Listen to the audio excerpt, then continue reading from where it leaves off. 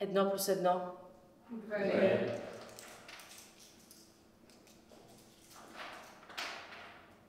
2 плюс 2. 4. 3 плюс 3. 6.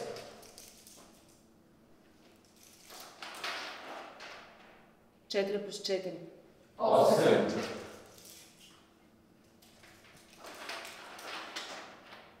5 плюс 5. 10.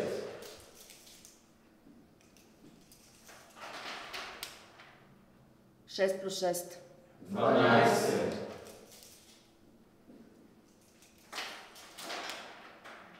7 плюс 7. 14.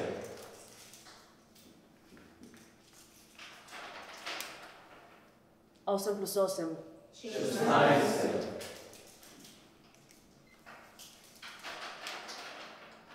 9 плюс 9. 18.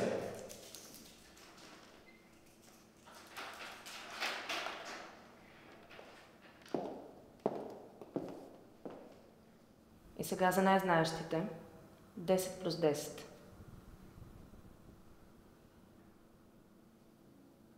Кажи, Божидаре. 20. Браво, Божидаре. Продължавай в същия дух. Добре, това ще бъде за днес. 20 плюс 20 прави 40. А 40 плюс 40 прави 80. А 80 плюс 80 прави 160. Браво, Божидаре. Браво. Добре, това ще бъде всичко за днес. Очаквам ви утре в 7.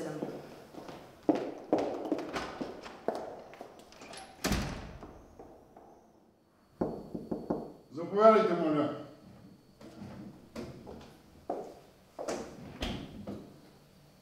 О, Светлова. Заповядайте, седнете. Благодаря ви. Какво ви води при мен днес? Извинете, директор Тонев, но имам притеснения за едно момче от първи клас, втора степен. И от какво естество са тези притеснения? Страхувам се, че момчето е претърпяло неуспешно рестартиране. Моля, продължете. Ученикът показва извънредни знания по смятане, които със сигурност не трябва да притежава на този етап. И какви са тези знания? След скорошно рестартиране, ученикът може да смята до трицифрени числа, докато другите на този етап смятат само до 10. А ученикът спомня ли си нещо друго? Не, доколкото съм забелязала. Разбирам. Това е една много неприятна ситуация. И след като нещата стоят по този начин, ще се наложи момчето да се рестартира отново. Това ще бъде второ в рамките на 1 година. Светлова. Нима сте забравили защо прибягваме до рестартирането? Ние изтриваме паметта на тези, които несъзнателно вредят на обществото. Правим го само и единствено за общото благо. Точно така. Сега разбирате защо трябва да го рестартираме, нали? За общото благо. Разбирам вашите притеснения. Но е важно да знаете, че в тази ситуация детето вреди най-вече на себе си. Процедурата е почти безболезнена, пък и той няма да се спомня нищо. Все пак, забравената болка е неизпитана болка. Разбирам. Благодаря ви, господин Тонев. До скоро виждане, Светлова!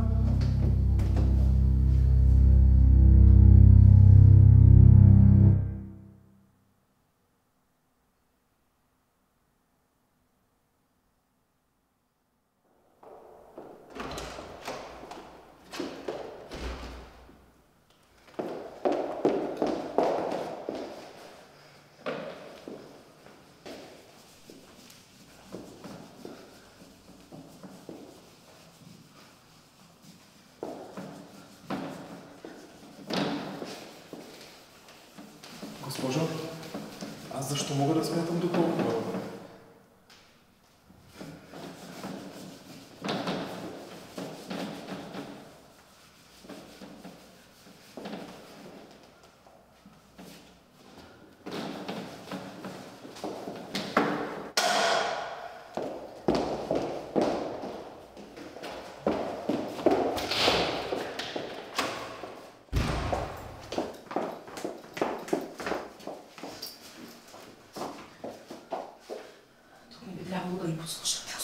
Какво става? Сега не мога да ти обяснявам. Сигурна съм, че ако те рестартират още веднъж, ще полудееш напълно. Знаеш ли къде е библиотеката? До вечера, 5 без 15, търси в раздела с сборници по математика учебника за 12 клас. Разбрали? Хайде, върви.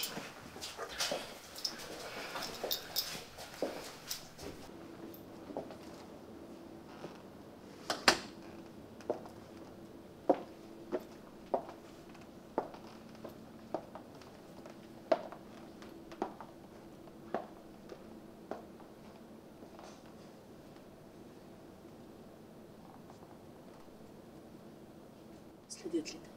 Какво? Има ли някого около теб? Не, няма. Добре. Спомни ли си нещо? Да. Шшт, по-тихо. Друга класна стая. Бях в друга класна стая и с други хора. А спомняш ли си нещо от детството ти? Да, но всичко изглежда толкова далечно. Все едно се е случило преди толкова години. Някаква миризма, като от бисквитките от столовата, но по-хубава. Много по-хубава. Аз седя на нещо като мек стол и някой донася сладкиш. Сега се спомних, че аз обичам сладко.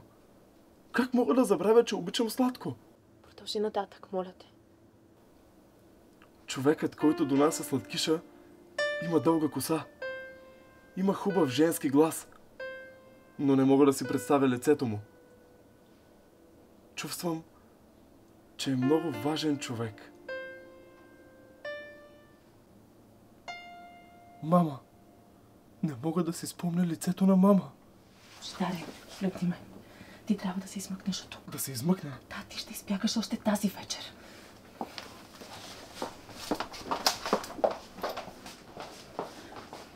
Тази нощ ще сменят апаратурата в една от стаите за рестартиране.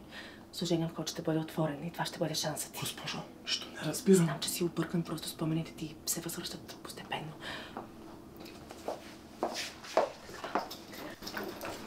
Открих я в забранения отдел. Това е карта.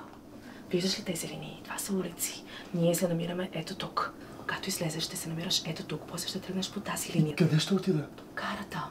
Трябва да стигнеш незабелязано до карата. Светлова! Къде сте, Светлова? Ами камерите, охраната на входа. Ще се оправя с тях, моля те. Запомни, не се доверявай никого и не спирай да бягаш.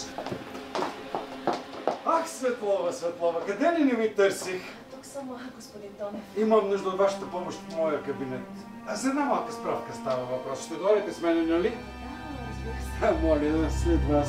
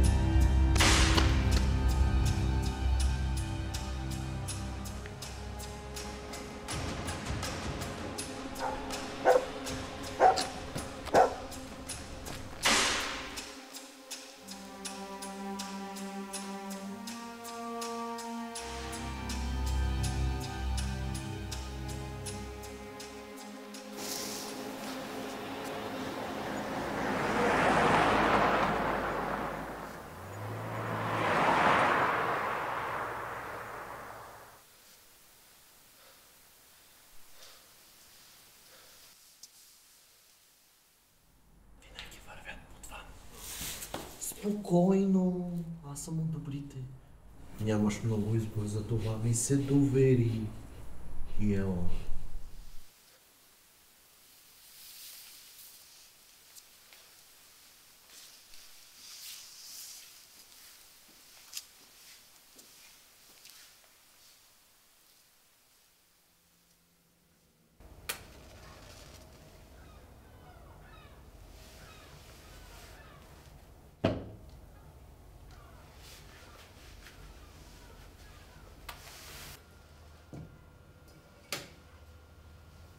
Как се казваш?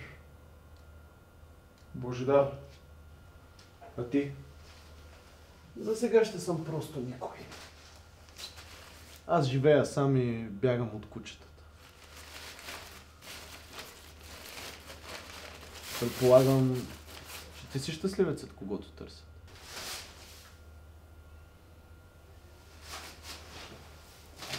Трябва да стигна до гарата. Гарата? Какво ще търсиш на гарата? Ще избягам.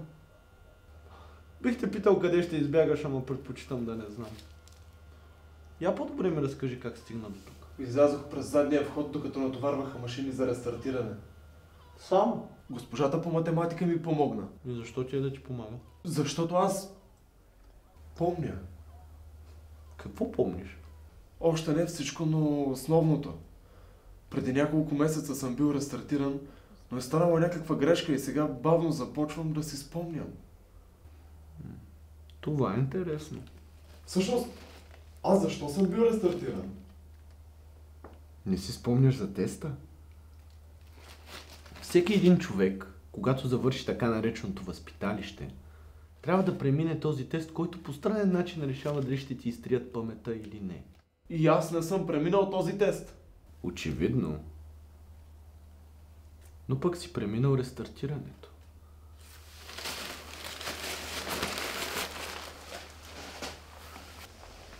Къде отиваш? Въпросът е къде отиваме. Към гарата.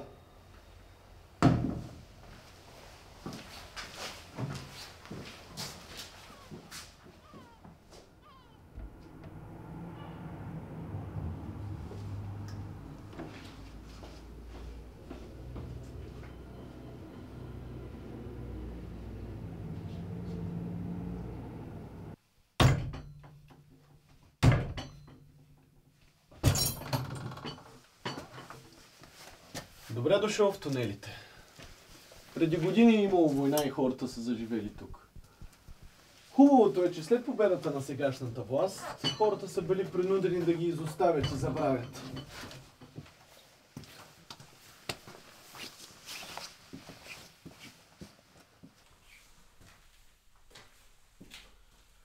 Лошото е, че все още имаме участъци, които трябва да изминем на улицата.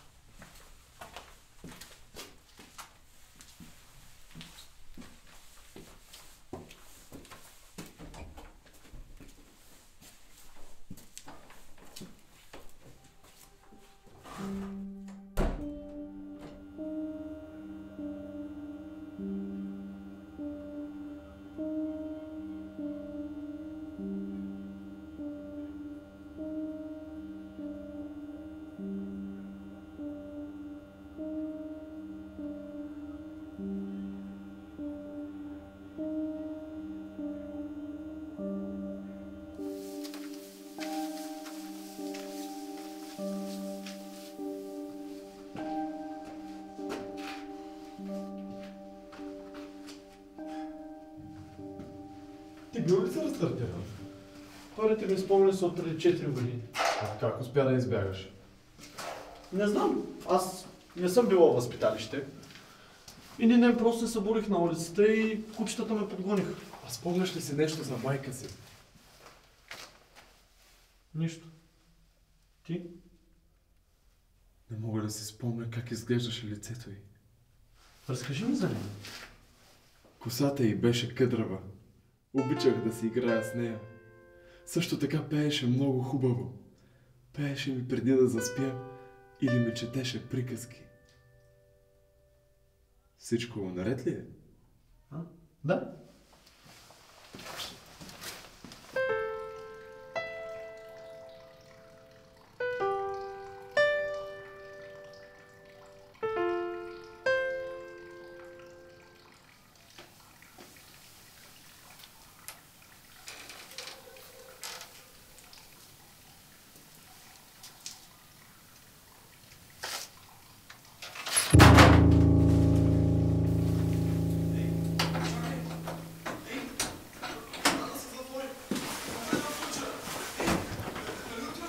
Започна да си спомня за майка си, приятели.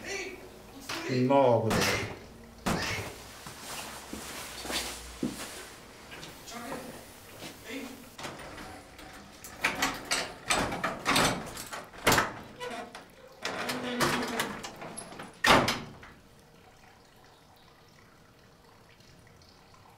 5 плюс 5.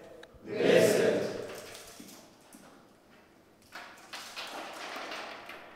6 плюс 6.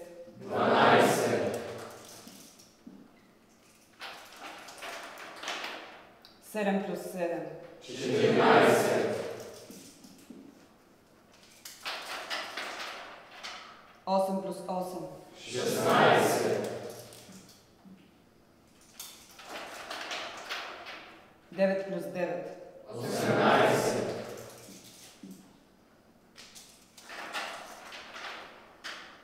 А сега за най-знаещите. 10 плюс 10.